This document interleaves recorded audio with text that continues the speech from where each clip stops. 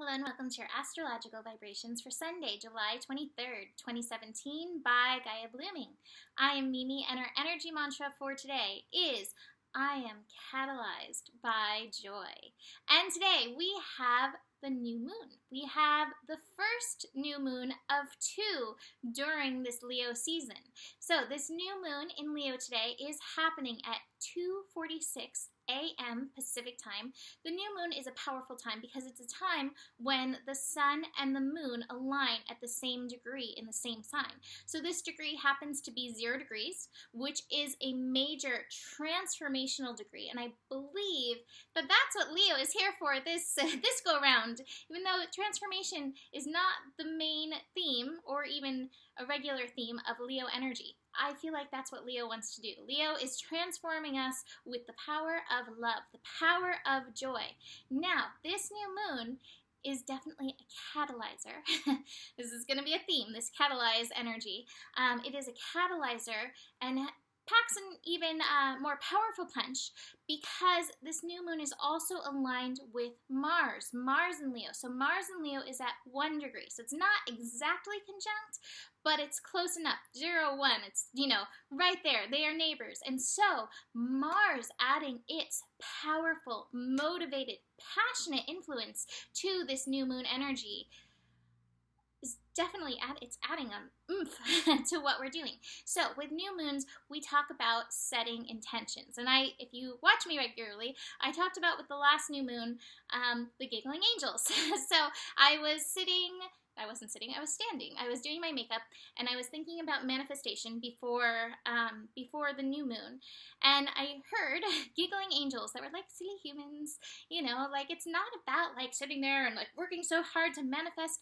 It's about aligning with the vibration. You already set up these things to happen, and so that's my hope, that through this energy, your transformation will be not so much in I'm going to force these things to happen. You don't need to use Mars in that capacity. Mars does not need to force this to happen with this conjunction in this new moon energy, but rather take the passion, take the joy of Mars and Leo and follow that and let the universe through moments of joy, through spots of joy, through pockets of joy, follow that into your bliss, follow that into your freedom, follow that into your greater expansiveness of your personal light. And trust that that's all you need to do. You do not have to force this to happen. What you do need to happen is you do need to find that alignment. And this is where the power comes in. And 0 degrees is a powerful, like I said, transformational degree, helping us move in this direction. So I'm actually going to show you one of my cards right now from the 13 Moon Oracle cards, because we are finishing up as well a Mayan cycle that will happen in just a few days. But this is the card I pulled from here. And it's funny because before I shuffled it, I dropped the deck and this card popped out and I was like, oh, Catalyze, it looks like the Thunderbolt card that I keep pulling. Shuffled thoroughly, and then this was the card that came out. Catalyze, the sacred tool of lightning. Transform, ignite, reveal, burn away, awaken. This energy shakes the world you have carefully constructed for your ego's comfort and security. So we spoke a lot about comfort and security when we were in Cancer time and not getting stuck in those pockets of comfort that are discordant for us, even though it's comfortable because that's the way it's always been.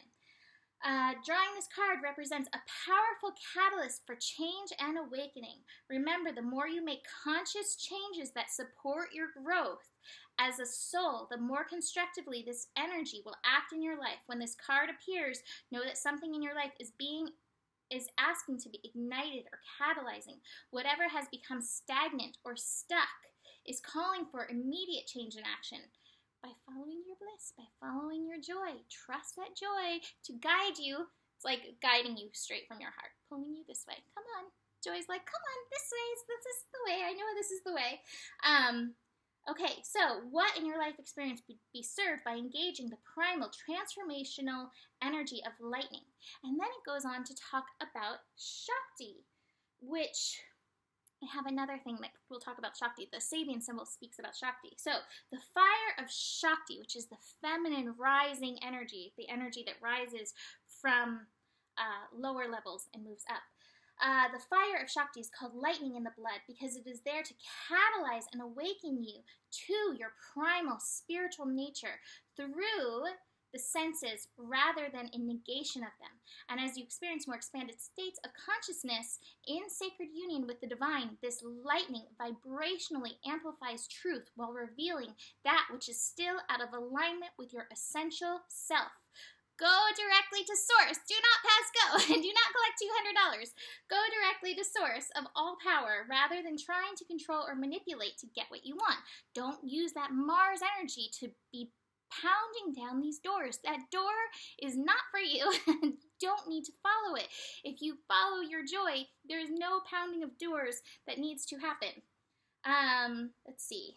Your soul's purpose needs room to move in its full creative expression, aligned with source. Whatever you have compromised the essential self out of fear, this energy will create change to transform it, bringing it back into alignment with true nature as divine love. This bliss and amplified vibration that arises from passion are intended to naturally expand the mind so that artificial definitions and limitations dissolve into what is real, the ecstasy of divine union. And I know there are some twins listening to this who are like, ooh, yes, all of this. What fulfillment, creation, change, or awakening is passionately calling to be catalyzed for you now? What does lightning reveal with its powerful burning fire? Receiving this card in your reading is a reminder to use this potentially positive force in your process of illumination and awakening. Remember that in the sacred feminine, spiritual evolution is ecstatic. Catalyze. So here we have the catalyzation energy, but it's speaking of that Shakti. And I was like, oh, I have to read that for you before we get into the Sabian symbol. So the Sabian symbol for this Moon, Sun, Mars energy conjunct in Leo is blood rushes to a man's head as vital energies are mobilized under the spur of ambition. And then it's talking about the various fires and all the fire signs and how Leo represents the solar fire, the energy which is released from an integrated person, either through spontaneous reactions of apparently nuclear forms of energy or at the truly human conscious level through conscious emanations. So what it's talking about, though, is the rising of the energy, the rising of the Shakti, which is happening in and through this process. So two of these mentions of Shakti, this energy is meant to help you transform. This energy, though, is like, do not part ways with your feelings. It is going to be through your feelings that we move through this process of Leo. Do not forget the lessons of, the sun in Cancer with the feelings. It's going to be through the feelings that we move through this. These feelings are a powerful part of helping us, especially aligning with the feeling of joy. Now, if you saw yesterday's horoscope, what I said is the focus for me for this Leo season is going to be on joy rather than love, because I believe love is a byproduct of joy, and vice versa. Joy is also a byproduct of love. They work together in divine harmony, in divine union. And so sometimes love, we can have filters and distortions and expectations and pains around. But joy is something we can all tap into. So it is my intention to help you intend to connect with your joy as we move through this new moon energy into eclipse season. This is the last moon before we have a lunar eclipse in Aquarius in 2 weeks. So this is a very powerful time. This is kicking it off. It is catalyzing you to show up. How are you going to act in your joy? How are you going to move in your joy? How are you going to take this Mars energy and utilize it to step into joyful passion instead of taking all your power and trying to knock the door down? Rather, seek the joy. Oh, that reminds me of a Rumi poem. Keep knocking on the door, and the joy will open itself to you. Is one of the things. Like, you don't have to take all of your power of the Hulk and be like, bam! You don't have to do that. And I feel like sometimes with Leo, as the lion comes up, the ego can come up, and the ego's like, but I want this thing now. I'm a fire sign. I'm very familiar with impatience, but it's not about that. It really is about following your bliss, following your joy, into allowing the universe to unfold itself in all its majesty to you and for you. So please utilize that with this new moon. Now, there's two other things that I want to mention in this energy. One, Mercury is actually finishing up in Leo. Mercury right now in its transit with this moon energy is almost right on top where we will have the new moon solar eclipse at the end of Leo time. So Mercury is aligning our consciousness at this time with this energy. This is also interesting because Mercury is also reaching the point where it's about to go into its shadow. Right there where Mercury meets the eclipse point is its shadow point as well. So this is an important energy.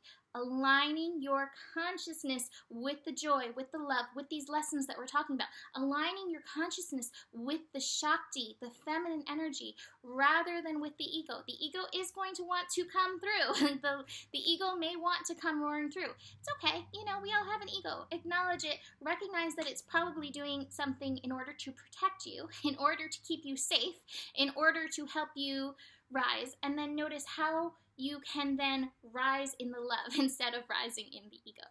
The other note I wanted to make with this new moon energy. So, I love eclipses. I think eclipses are an important part of looking at your chart. And if you were born between January and July of 1981, you have an eclipse point at 0 degree Leo. So this new moon, while powerful for everybody, will definitely be a power point for you, bringing in some major lessons around this Leo energy. How can you tap even more into the love and the joy and not the ego? Like I said, between January and July of 1981, you definitely may be feeling this. And if you were around in 1981, look back. Okay, where was I in July of 1981? Because that's when we had a lunar eclipse at 0 degree Leo. What was up for you at that time in your life? And what can you learn? What can you learn and what have you learned since then? So, to finish up, is that all I want to say? Oh yeah, one last thing I want to say. Mercury and Uranus are coming together in a trine, and I've been talking about the nervous system. Buckle in, because this is a lot of powerful energy, and like I said, the Shakti's rising, but at the same time, grounding your roots to help you through this process, because it can be intense. All right, we are catalyzing. We are releasing the past. And I have to say, I have some aloneness. I pulled a cat card again. I pulled the solitude card. Lily, the cat who sits contentedly in the center of the sky. Everything is vast and still. Lily contains the sweet, peaceful expanse of solitude. She will return to the world soon, but for now, let's not disturb her. Find your own space to meet yourself. Find your own space to meet yourself. Meet yourself in the nothingness. Meet yourself in the possibilities.